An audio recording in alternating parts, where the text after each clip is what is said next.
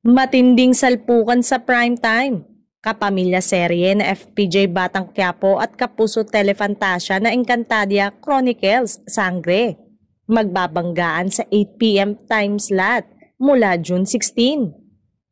Mukhang hindi umubra ang power ni Lolong dahil inilipat ito ng time slot kung saan hindi nakatapat ng serye ni Coco Martin.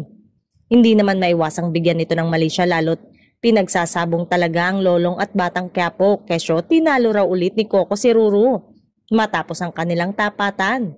Matatanda ang nagkatapatan na noon ang kanilang mga palabas sa pagitan ng Lolong at FPJ ang probinsyano.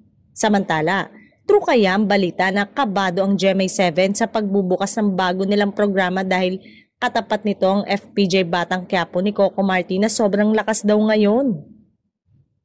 Ang Kapamilya teleserye nga ang nangungunang programa sa primetime matapos nitong magrehistro ng halos dobleng national TV rating kumpara sa 12.64% Fuse TV rating ng katapat na serye mula sa parehong urban at rural homes ayon sa datos ng Kantar Media. Patuloy ang pamamayagpag ng FPJ Batang Quiapo sa national viewership chart mula noong umere ito noong 2023 sa Kapamilya Channel, A2Z at TV5.